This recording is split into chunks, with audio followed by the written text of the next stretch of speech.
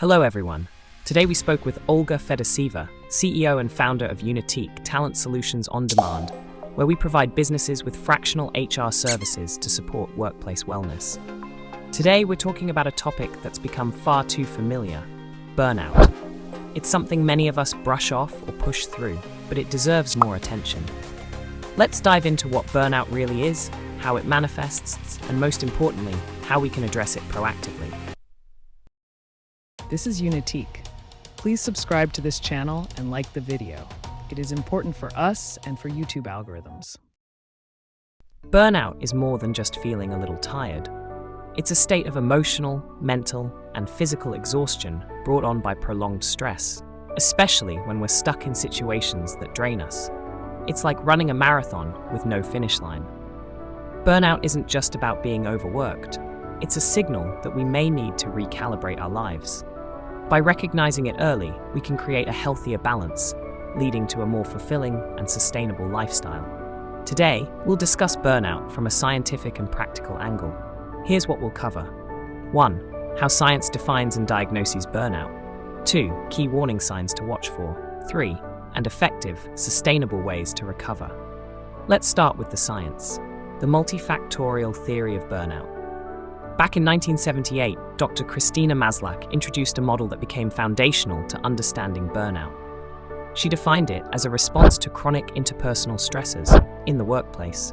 Her theory is still highly relevant, but today we're expanding that understanding to include different stressors that contribute to burnout, even beyond work.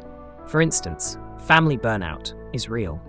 Caregivers, parents, even students. Burnout can happen when home life feels as relentless as a high-pressure job.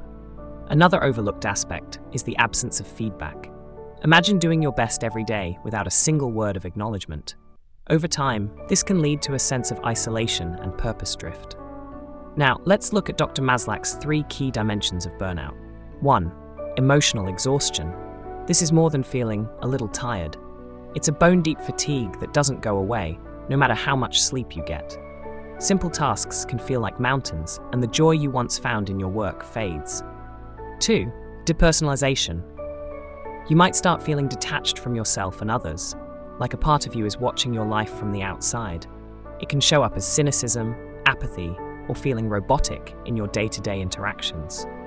Over time, this detachment erodes our sense of purpose and belonging. Reduced personal accomplishment. People dealing with burnout often feel like they're not making a meaningful impact, no matter how hard they try. It's common to question one's own competence, which only deepens the cycle of exhaustion and self-doubt. In 2019, burnout was formally recognized by the World Health Organization as a medical syndrome, and this has helped bring more awareness and resources to combat it. But how can we identify burnout before it takes over? Let's talk about what burnout looks like before it becomes critical. Here are some key warning signs. Lack of autonomy. When we feel we have no control over our work, it breeds frustration. A constant sense of restriction can make us feel powerless, draining our motivation. Impostor syndrome. Many of us feel a constant need to prove ourselves. This pressure can be exhausting, making us vulnerable to burnout as we chase unrealistic standards. Toxic relationships. Whether it's at work or home, negative or manipulative relationships are mentally exhausting and leave us feeling trapped. Lack of rest. People often overlook the power of true relaxation. If you're pushing your limits without breaks, you're inching closer to burnout. High intensity. Interestingly, high-energy people are at particular risk. Their tendency to go all in on everything can prevent them from stepping back and resting. If these signs feel familiar, it's time to hit pause. If we can identify and act on these signals early, we can prevent burnout from taking over. Now, pathways to recovery. So what can we do when burnout is already here? Recovery from burnout doesn't happen overnight, and it requires a multifaceted approach. Let's break down some strategies. Gradual return to routines. Instead of diving back in, take small steps. If you've stepped away from work, start by working an hour or two a few times a week and build up slowly. This helps prevent overwhelming yourself. Prioritize sleep and nutrition. Think of your body as a battery. Sleep and balanced meals are like charging stations. Make sleep a non-negotiable and fuel yourself with nourishing foods to rebuild energy reserves. Reclaim your sense of purpose. This is a powerful one. Reassess what matters to you. Often, burnout drives us to reflect on our goals and purpose.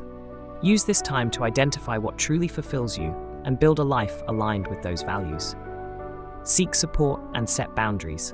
Support is essential. Whether it's friends, family, or a professional, leaning on others can lighten the load. Setting boundaries at work and home helps guard against future burnout. Remember, it's okay to say no. So to wrap up for today, burnout is tough, but it's also a turning point.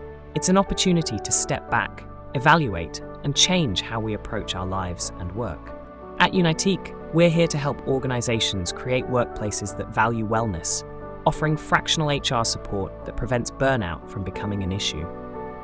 If this resonates with you, consider checking out more resources on our blog at unitiq.com or reach out to us directly. Together, we can create healthier, more resilient workplaces. Thank you for tuning in, and remember, balance is key and recovery is possible. Take care, and I'll see you next time. Thank you for listening. That's all for today. If you like what we do, please like and subscribe to our channel. See you in the next episode.